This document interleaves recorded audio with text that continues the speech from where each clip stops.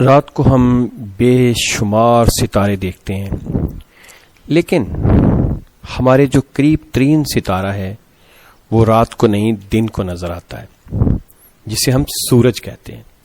سورج بھی ایک ستارہ ہے۔ رات کو آسمان پر چمکنے والے تمام ستارے ہمارے سورج کی طرح ہی ہیں، کچھ سورج سے بڑے، کچھ اس کے برابر اور کچھ اس سے چھوٹے۔ یہ سب ستارے سورج سے اتنا دور ہیں کہ تاحال ان تک کوئی بھی خلائی مشین نہیں پہنچ سکتی۔ سورج ہمارا قریب ترین ستارہ ہے۔ اس کی روشنی ہم تک 8 منٹ 21 سیکنڈ میں پہنچتی ہے۔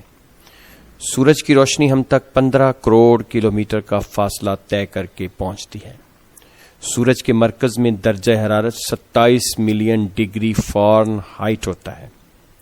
سورج کے بعد زمین سے قریب ترین ستارہ 4.5 نوری سال دور ہے، اور روشنی ایک سیکنڈ میں 3 لاکھ کلومیٹر کا فاصلہ طے کرتی ہے۔ ایک دن میں 86,400 سیکنڈ ہوتے ہیں۔ اس طرح صرف ایک دن میں روشنی 25 ارب 92 کروڑ کلومیٹر کا فاصلہ طے کر جاتی ہے۔ روشنی ایک سال میں جتنا فاصلہ طے کرتی ہے اسے نوری سال کہا جاتا ہے، اور یہ سب حساب کرتے ہوئے ہمارا سانس پھول جاتا ہے۔ کائنات میں 2 ٹریلین کہکشائیں ہیں، یعنی 2000 ارب کہکشائیں ہیں، لیکن ماہرین فلکیات یہ بالکل نہیں جانتے کہ ہر کہکشاں میں کتنے ستارے ہیں۔ یہ سب کچھ سمجھتے ہوئے آپ کو چکر آیا کہ نہیں؟ یہ تعداد اتنی بڑی ہے کہ اس کا تصور بھی کرنا مشکل ہے۔ ماہرین فلکیات کائنات کی حقیقت کو سمجھنے سے ابھی تک قاصر ہیں۔ وہ سائنسی ماہرین جو خدا کے وجود سے انکاری ہیں، کائنات کی اس لامحدود وسعت پر تحقیق کرتے ہوئے ان کی عقل دھنگ رہ گئی ہے، اور وہ یہ سو کہنے پر مجبور ہو گئے ہیں کہ ضرور کوئی نہ کوئی ایسی ہستی ہے جو اس عظیم الشان کائنات کو چلا رہی ہے۔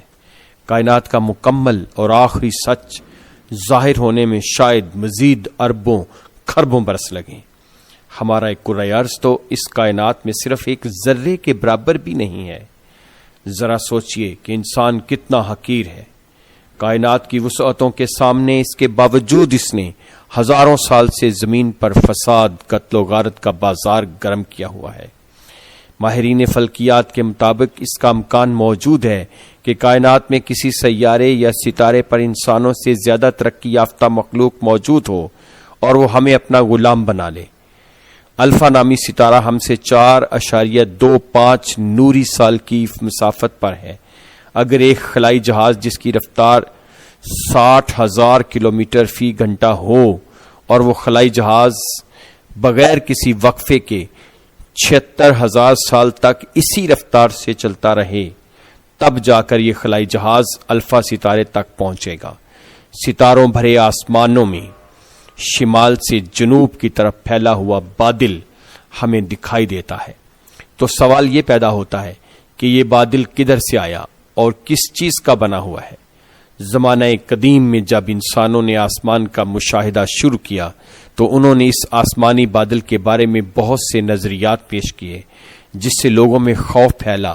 لیکن 17ویں صدی میں جب سائنسی پیش رفت شروع ہوئی تو نیوٹن اور اس زمانے کے دوسرے سائنسدانوں کو پتہ چلا کہ جو بادل اور اس میں موجود لاتعداد ستارے ہم دیکھ رہے ہیں وہ ہماری اپنی کہکشاں کے ہی ہیں، اور شمال و جنوب کی جانب جانے والا بادل ہماری اپنی کہکشاں کا مرکز ہے۔ اس بادل میں دھواں در حقیقت وہی مادہ ہے جس سے 15 ارب سال پہلے ہمارا سورج بنا۔